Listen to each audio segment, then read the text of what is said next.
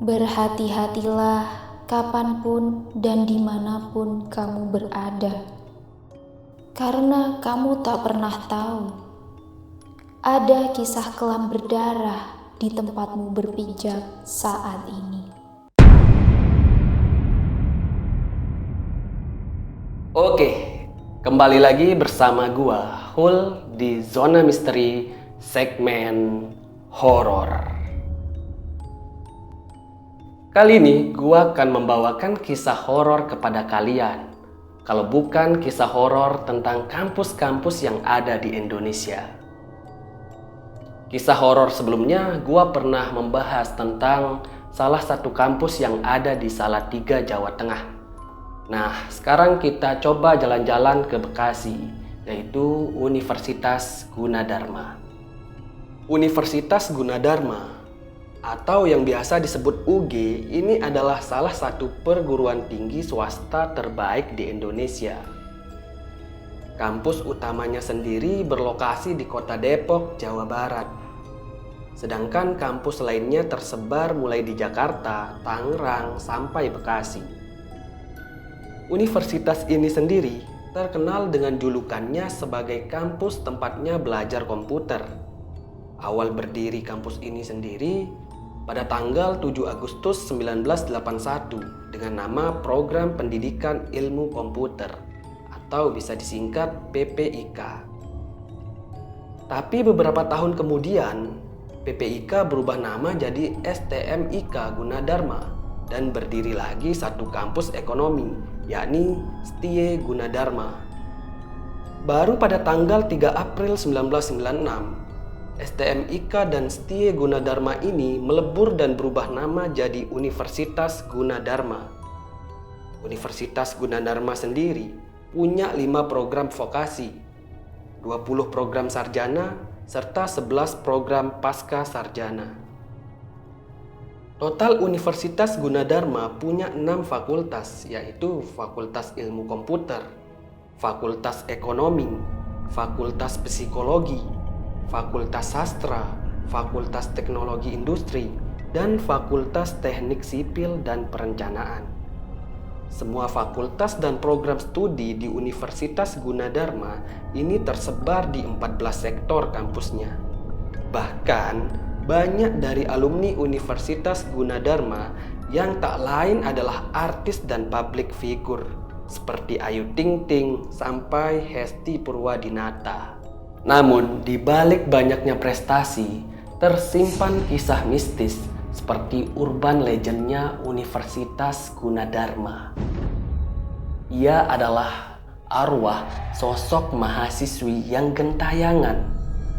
Konon ceritanya ini, mahasiswi itu terjatuh dari lantai atas gedung hingga tewas mengenaskan. Nah, sebelumnya cerita ini sudah pernah diulas di websitenya Zona Mahasiswa. Jika kalian ingin membacanya, kunjungi websitenya Zona Mahasiswa. Sebelum gua lanjut cerita, kalian siapkan dulu cemilan dan minumannya dan cari posisi yang ternyaman. Oke? Zona horor aktif.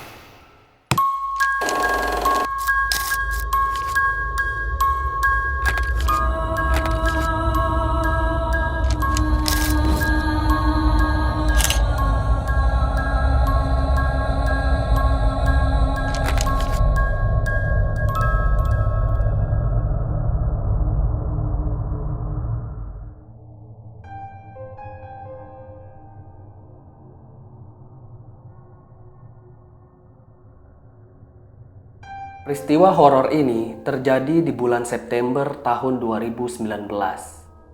Savitri adalah salah satu mahasiswi di Universitas Gunadarma. Saat itu, Savitri menjadi salah satu panitia ospek untuk UKM Rohani Katolik. Tapi karena kampusnya terbagi jadi 4 regional, mulai dari Depok sampai Karawaci, akhirnya acara pengenalan kampus atau ospek dimulai dari kampus Kalimalang. Nah, pengenalan kampus di Universitas Gunadarma Kalimalang dijadwalkan selama 3 hari. Hari pertama ospek, Safitri dan teman-temannya pergi ke kampus Kalimalang menggunakan motor. Sesampainya di sana, mereka langsung masuk lewat pintu samping kampus. Nah, ketika masuk, Safitri seperti ada yang memperhatikannya.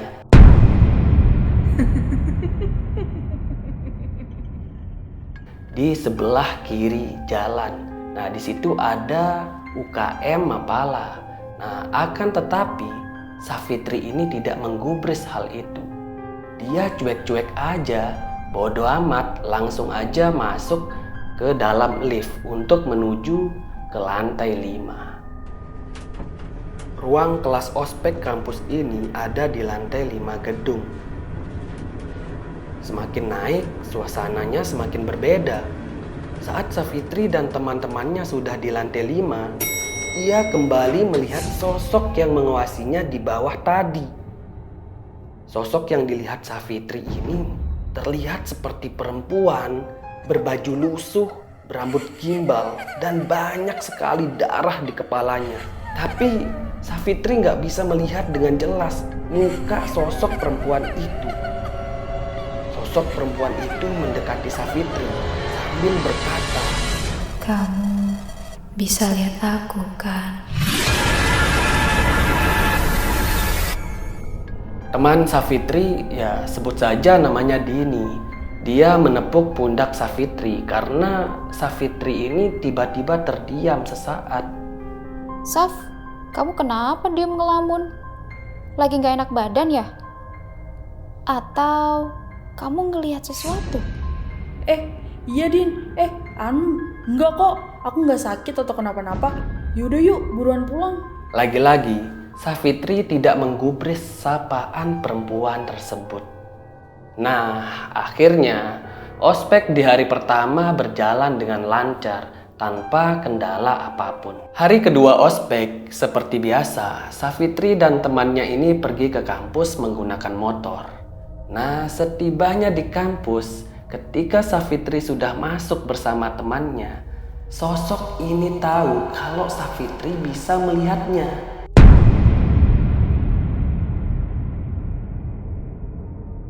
For your information ya, Safitri ini dia adalah anak yang memiliki kemampuan supranatural.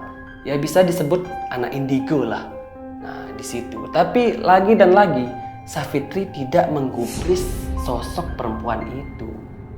Nah, setelah berjalan dengan lancar pengenalan ospek di hari kedua, seperti biasa, Safitri ketika udah selesai tidak ada kendala sama sekali. Kemudian Safitri dan temannya prepare untuk pulang. Saat itu jam menunjukkan pukul 6 sore. Nah, ketika Safitri dan temannya ini mau pulang, tiba-tiba temannya Safitri ini kebelet pipis. Ya udah, temannya ini minta tolong kepada Safitri untuk nunggu dia pipis.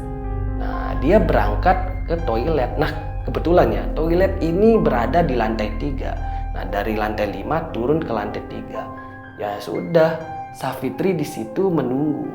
Saf, aku kebelet pipis nih. Tungguin ya, aku ke toilet dulu. Bentar aja.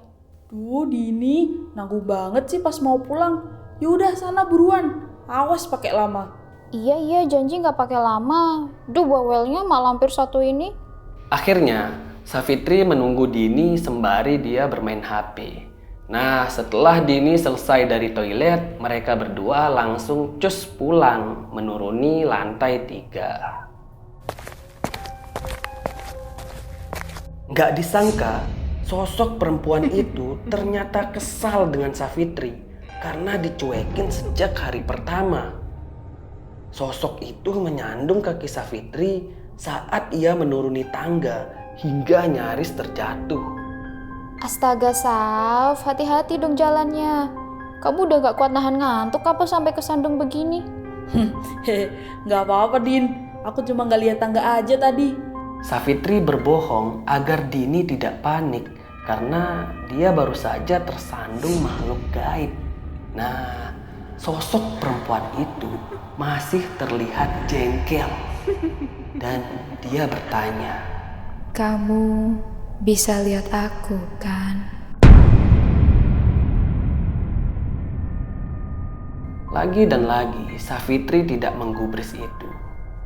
Dan Safitri bersama temannya ini langsung pulang. Di hari ketiga ospek, Safitri ini agak males gitu. Dan dia nggak enak badan untuk berangkat ke kampus.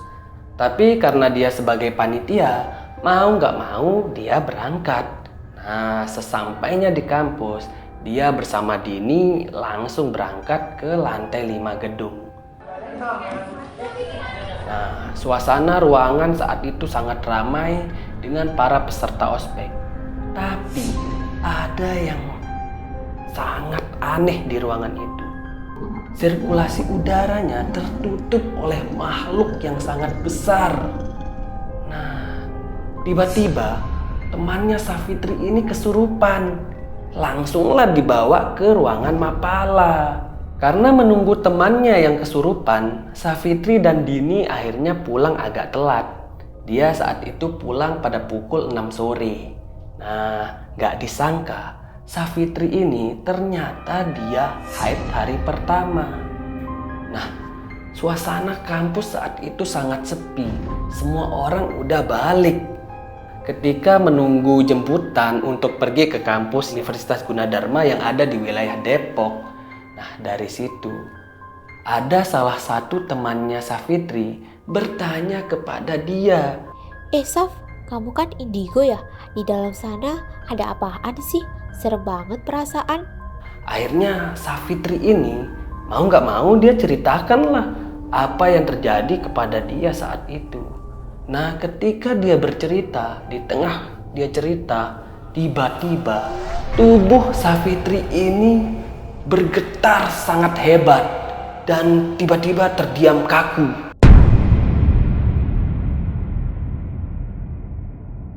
Safitri, Saf, kamu kenapa? Masih sadar kan, Saf? Safitri hanya bisa mengangguk, tapi dia masih bisa mengendalikan dirinya. Nah, sosok ini mengajak Safitri untuk masuk ke dalam kejadian yang saat itu bagaimana dia meninggal. Jadi, sosok perempuan ini tewas karena terjatuh dari lantai 4 gedung di tahun 2006. Kondisi sosok perempuan ini begitu mengenaskan saat itu. Kepalanya hancur seketika dan lautan darahnya mengenangi tanah tempat ia terjatuh. Melihat kejadian saat itu, Safitri berteriak dan menangis histeris hingga tak terkendali. Sampai Safitri ini terus menangis, akhirnya dia dibawa ke mobil salah satu temannya.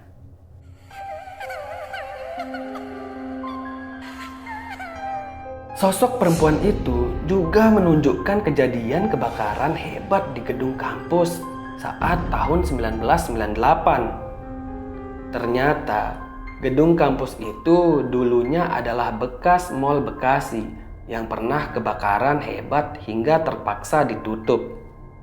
Safitri lalu melihat banyak sosok-sosok yang meminta tolong karena kobaran api yang semakin membesar. Sembari melihat kilatan masa lalu, Safitri bercerita kepada teman-temannya sambil menangis. Alia, salah satu teman Safitri, bercerita bahwa dia sedikit tahu tentang sejarah gedung itu. Ya, gedung ini dulunya memang pernah ada kebakaran.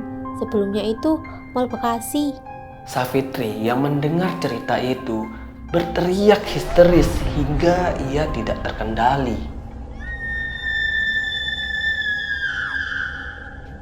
Ia bahkan melihat banyak sosok-sosok korban kerusuhan tahun 1998 yang tewas mengenaskan di gedung itu. Arwah-arwah ini tak bisa keluar dari tempat itu. Mereka seolah ditanam di gedung itu. Safitri masih saja ngomong gak jelas. Darahnya banyak banget. Mereka semua nggak bisa keluar. Mereka minta tolong. Banyak yang gosong. Nah, ternyata perempuan yang mengikuti Safitri itu adalah sosok arwah di hari pertama ospek. Sosok itu meminta Safitri untuk mendoakan semua arwah yang ada di gedung itu. Dan arwah yang ada di gedung itu semua marah kepada teman-temannya Safitri yang tidak berkelakuan baik saat ospek. Nah, setelah lama Safitri kesurupan, dia berhenti kesurupan itu pada pukul 12:30 lah. Nah, dari situlah ketika Safitri sudah tidak kesurupan, dia kemudian mendoakan semua arwah yang ada di gedung itu.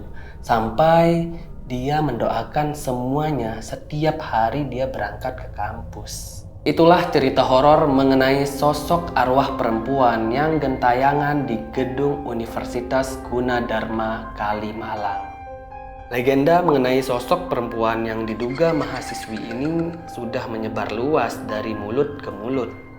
Bahkan tak hanya sosok perempuan itu saja yang menghuni gedung Universitas Gunadarma kampus Kalimalang itu, tapi juga banyak sosok arwah lainnya, mulai dari korban kerusuhan tahun 1998 hingga korban kebakaran bekas Mall Bekasi. Semua arwah itu masih terperangkap di dalam gedung Universitas Gunadarma hingga saat ini. Nah, Sobat Zona, itulah cerita horor dari kampus Universitas Gunadarma Kalimalang. Bagaimana?